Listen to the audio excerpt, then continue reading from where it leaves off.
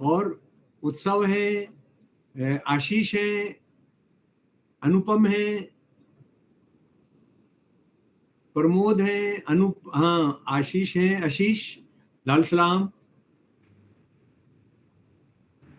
Thank you, आपने जो share किया जी। तो देखिए कुछ सवाल आए हैं, नहीं आए हैं तो हम गाना गाएं। एक सवाल आया हुआ है जी। यह है कि अभी आरएसएस कैसे काम कर रहा है, उस पे अपना व्यू आप दें। आरएसएस कैसे काम कर रहा है अभी करंटली? खुला सब कुछ, सारा सब कुछ उनके कब्जे में है। और असल में आरएसएस का जो हिंदू राष्ट्रवाद का है वो इसलिए चल रहा है क्योंकि अडानी अंबानी फाइनेंसर हैं। अडानी अंबानी फाइनेंसर हैं, मोदी उनका एक कैडर जो है वो जो है प्रधानमंत्री है। खुला है, इसलिए लड़ाई बहुत आसान है कॉमरेड आकांक्षा। अब लड़ाई घुमाए इधर उधर वाली नहीं है, सीधी लड़ाई है ये देश बनाम आरएसएस। जो आरएसएस कह देता था ना भाजपा तो आजाद है, हमारा कोई लेना देना नहीं है उससे, हम वो अपने अखबार में लिख देते थे ये तो हम अब आज भाजपा से जवाब लो। अब तो भाजपा वालों ने कह दिया हमारे आरएसएस जो है हमें चला रहा है। लड़ाई सीधी हो गई है।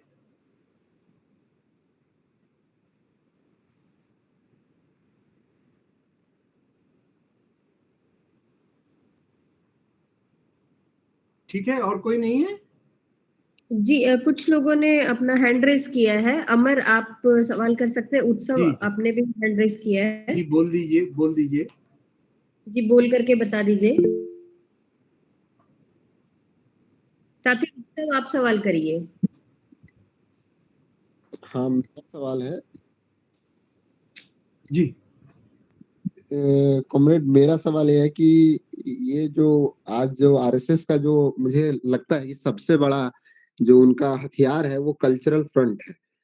तो वो लगता है कि ये कल्चरल फ्रंट वो कल्चर के माध्यम से भी गृहस्थी वगैरह जो सारी चीजें अब बता रहे हैं कि कैसे अधिक रहना है। तो क्या जो हम लोग एंटी आरएसएस या फिर एक देश बचाने की लड़ाई है और एक इलेगेटरियन सोसाइटी बनाने की लड़ाई है, तो वो हम उसमें पैरेलल कल्चर नहीं दे पा रहे हैं ये चीज। तो वो कैसे कि एक जो बड़ी आबादी है जहां पर हम वो काम करते हैं जो बहुत कैसे साथी अनुपम, ये बहुत बड़ी गलतफहमी है कि आरएसएस सांस्कृतिक संगठन है। नहीं गलतफहमी जी मैं समझ गया आपकी बात, मैं आपको बता रहा हूँ। आपको ये लगता है कि वो आरती मंडल ये सब करके ये किताब छाप के है। आपको एक बात बताइए, क्या हिंदू ये जो लिखा है इस किताब में उसको पसंद करते हैं? हाँ सर, बब्बी को बोलना। हाँ जी, सिट। बब्बी को सिट बोल। बब्बी सिट। आवाज आपको लिख दीजिए।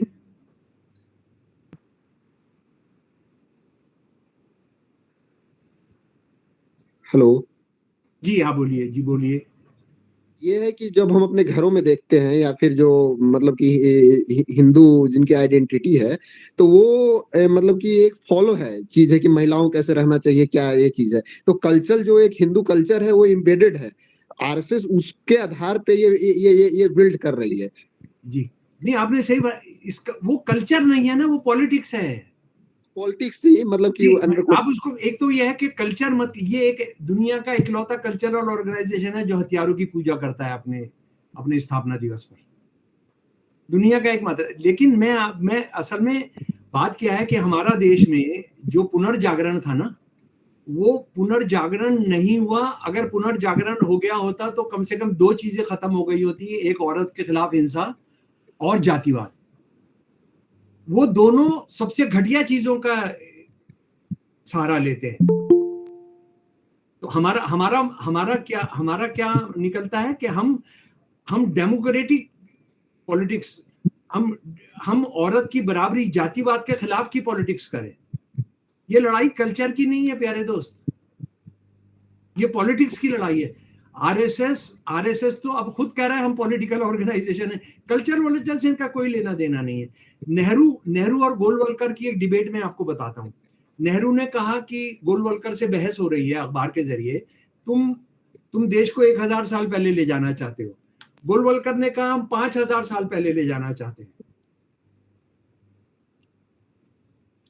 तो कॉमरेड एक सवाल और है कि जी ये इस तरीके से आरएसएस एक मतलब कि हथियार बंद संगठन है, वो लाठी दिखाती है लेकिन शस्त्रों की पूजा करती है, तो क्या इनसे हमारी जो लड़ाई है, क्योंकि वो सीधे अटैक करते हैं ऐसी कई जगह, कलबुर्गी दाभोलकर कई लोगों की उन्हें हत्या कर दी है, तो इनसे लड़ाई सिर्फ डेमोक्रेटिक स्पेस में हो सकती है, ये संभव है क्या? एक लड़ाई डेमोक्रेटिक जो समझ में आ रही है, तो जब वो हथियार लेके आ रहे हैं, जब वो लाठी लेके आ रहे हैं, सीधे हत्या कर दे रहे हैं, तो इसका हम कैसे सामना करें? ये क्या माध्यम? हाँ अनूप, तुम बहुत बुनियादी सवाल उठा रहे हो। हमारे देश का क्या, ये 100 साल से हमारे देश का 1857 के बाद से ये सवाल इंपॉर्टेंट है।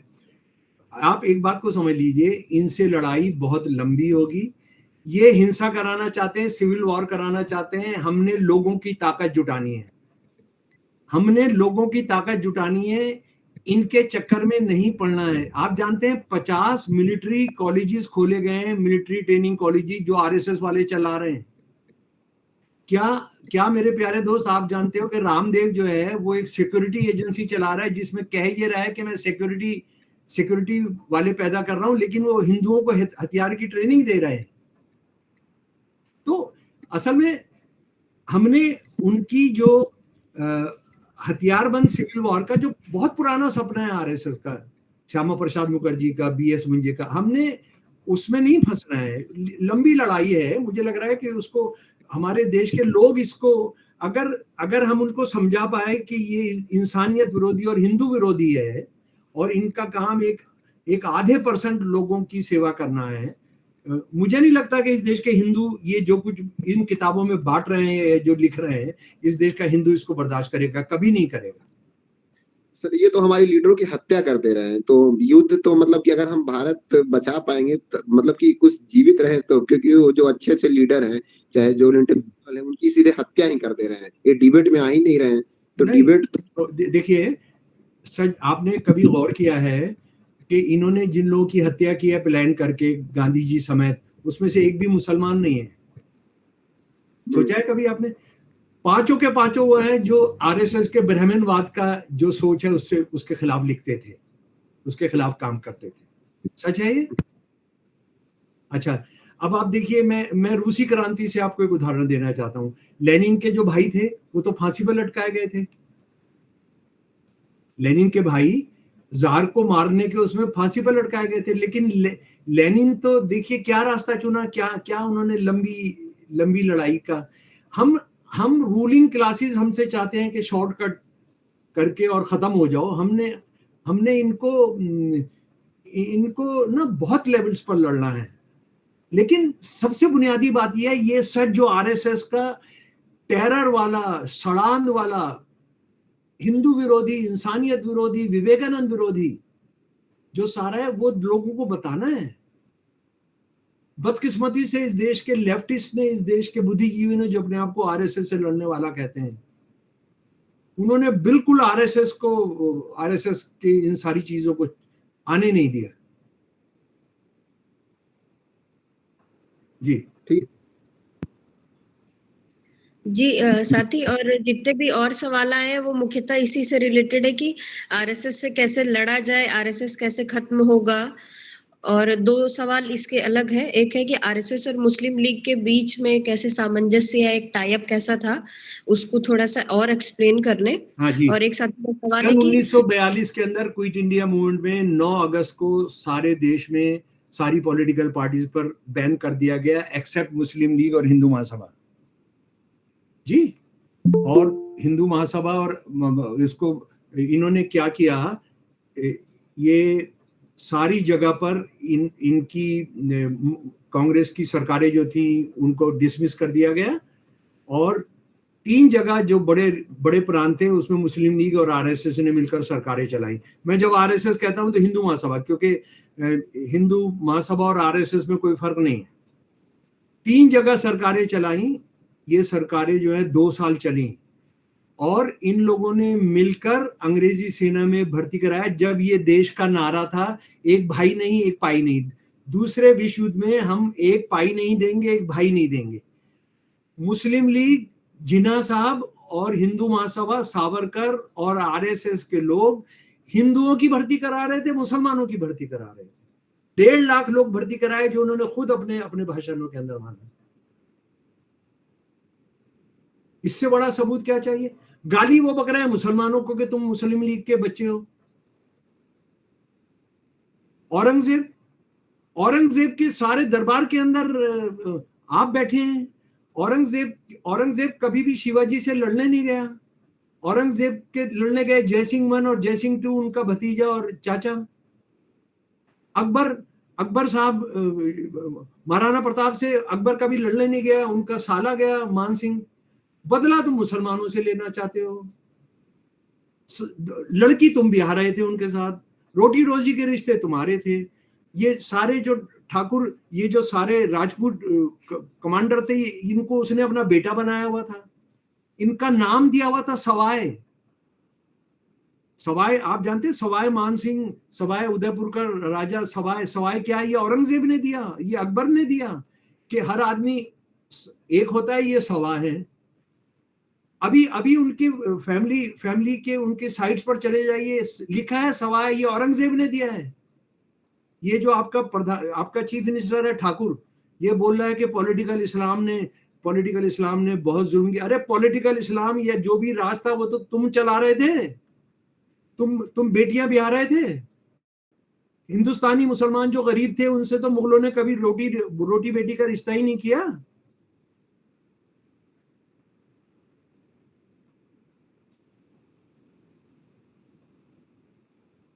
मोहम्मद बिन तुगलक की मां कौन है? मुसलमान नहीं है। अकबर के बाद मुगल बादशाह कौन सा मुसलमान मां से है? मुगलों का राज भी तुम्हारा था। औरंगजेब का सबसे प्यारा प्रधानमंत्री कौन है? कायस्थ।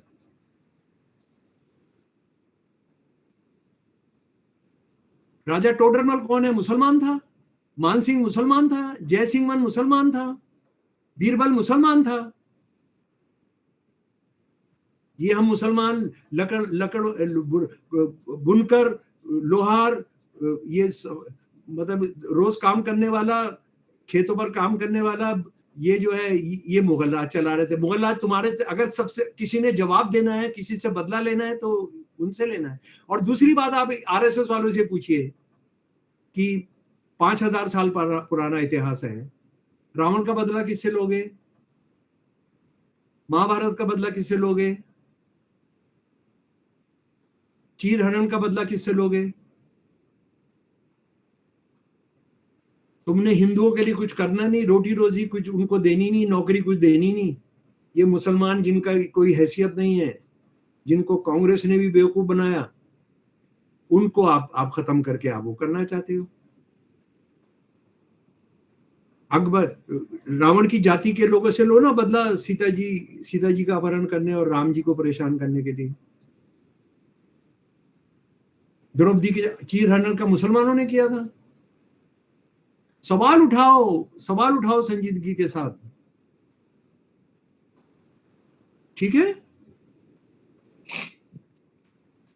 जी साथी, अगला एक सवाल है जी कि लुम्पेन प्रोलेटेरिएट जो है उनको अपनी तरफ कैसे लाया जाए? बिल्कुल मत लाइए। उनको कहिए सारे बजरंग दल में जाएं।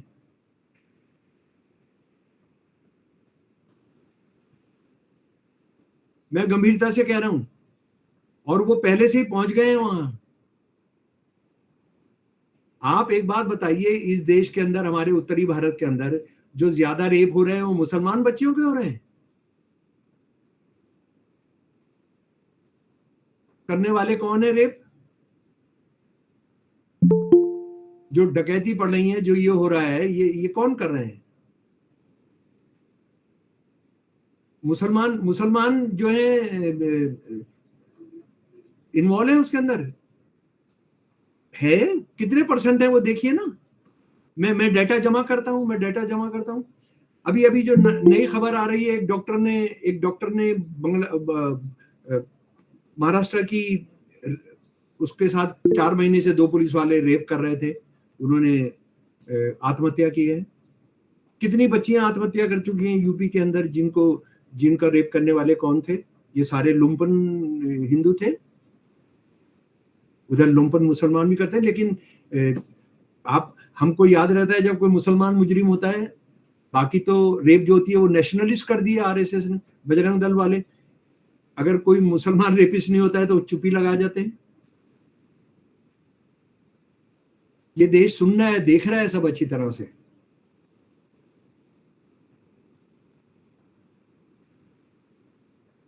तो ये साथी जो लुम्बन को लाना चाहते हैं, वो मेरी बात से सहमत हैं या असहमत हैं?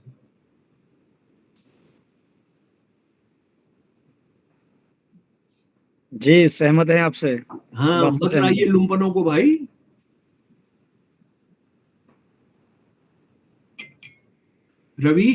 रवीश ने 2 साल पहले एक बात कही थी कि ये गुंडा एलिमेंट जो अभी मुसलमानों को पीट रहा है ना, इसने हिंदुओं को पीटना है, और वो पीट रहे हैं खूब बड़े पैमाने पर।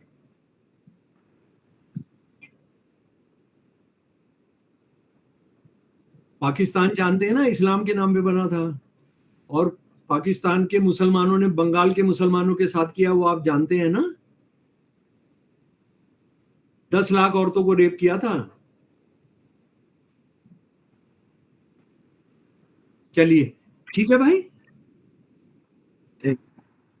साथी उत्सव अपने, मतलब वो आप सवाल करिए अपना सवाल, साथी उत्सव।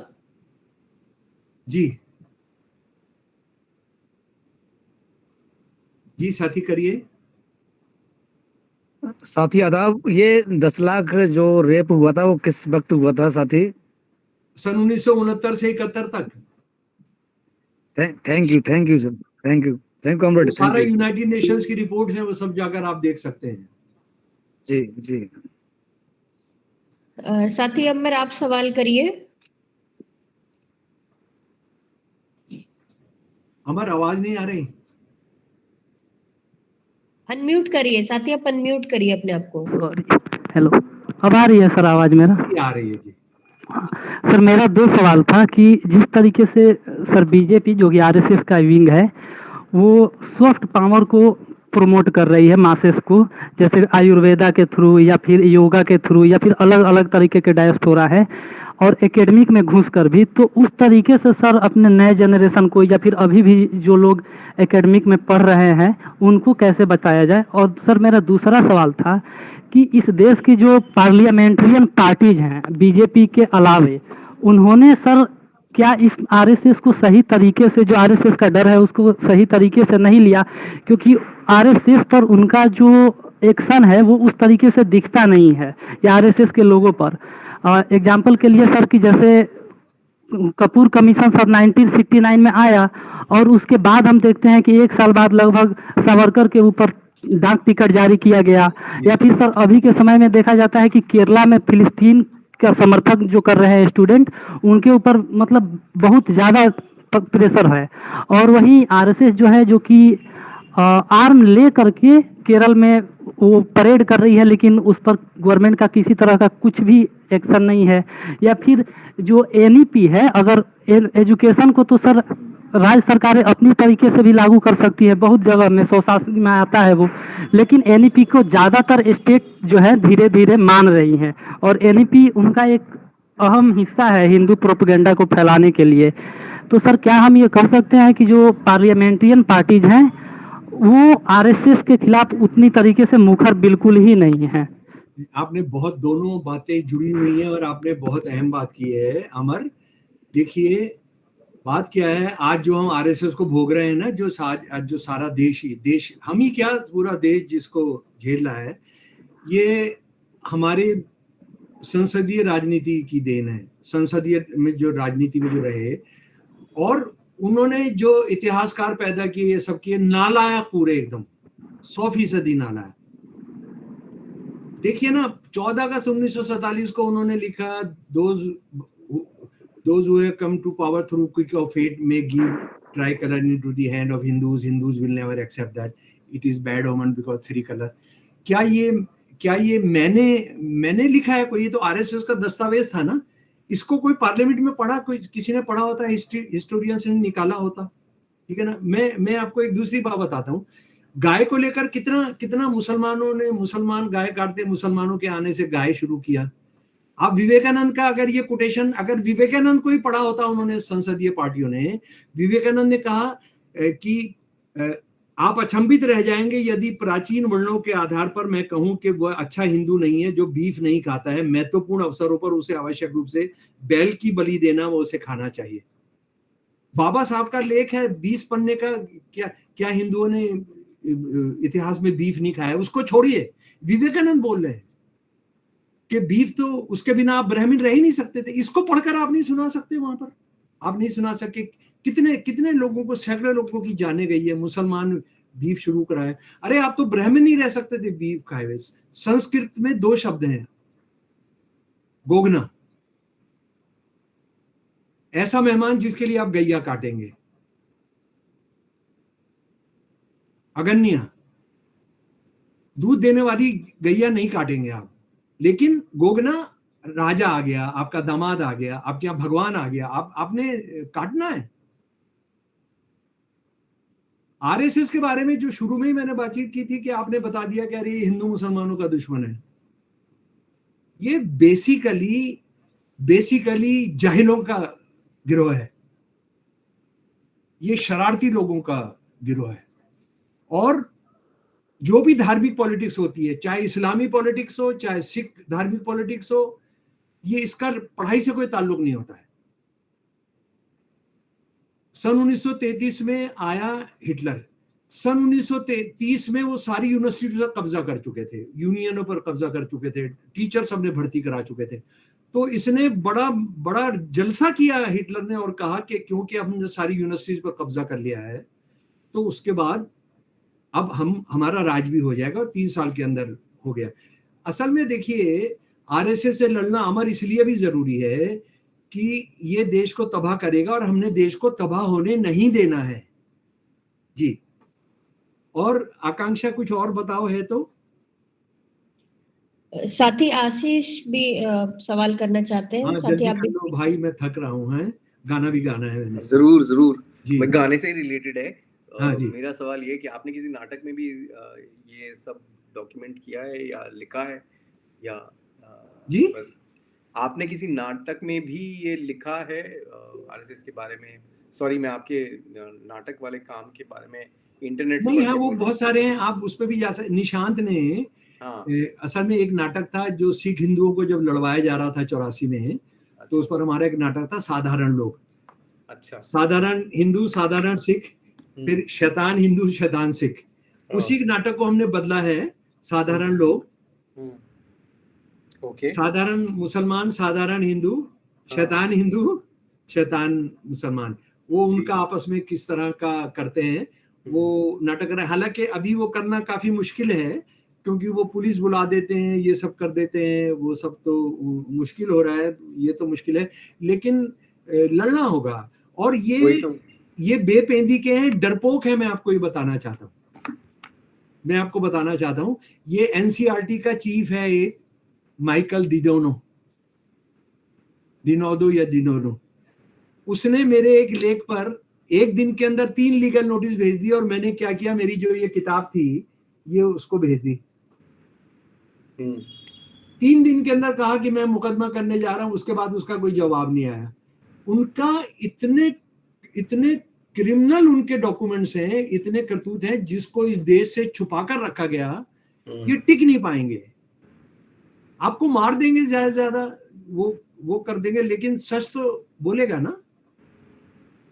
कॉमरेड, मेरे फादर खुद शाखा वाले थे जी, और मेरे उनके साथ में बहुत देर तक काफ़ी विवाद होता था। अब तो खैर वो गुजर गए, पर फाइनली जब वो जाने से पहले हम दोनों का थोड़ा एक इंसानी तौर पर शायद मुलाकात हुई, तो अच्छा, बस आपके साथ शेयर करना चाह रहा था। Thank you. नहीं कोई बात नहीं यार, जो थे। अच्छा, आप ये देखिए, ये जो किताब जिसकी मैं बात कर रहा हूँ ना, गृहस्थ में कैसे रहे, इतनी शर्मनाक किताब है। इसमें शुरू के 10 सवाल जवाब हैं कि हिंसा बिल्कुल नहीं करनी चाहिए। किसान जो खेत जोतता है उसमें बहुत सारे कीटाणु मर जाते हैं। आप जो चक्की पीसते हैं उसमें कीटाणु मर जाते हैं पत्थर के नीचे। कितना उसको स्वामी रामसुखदास जो है, हिंसा नहीं करनी चाहिए, है ना, उसके लिए दान करना चाहिए। लेकिन औरत पर आते ही पीट सकते हैं आप उसको, पिछले जन्मों का उसके जो कुकर में वो धुल जा रहा है। आप बताइए, इसको हिंदू बर्दाश्त करेंगे क्या? लेकिन हमने पहुंचाया नहीं ना इस देश को, इस देश के लोगों को पहुंचाया नहीं। जी ठीक है जनाब, थैंक यू जी। मैं साथी ब्रिजमोहन का एक गीत आपको सुना रहा हूं प्यारे दोस्तों।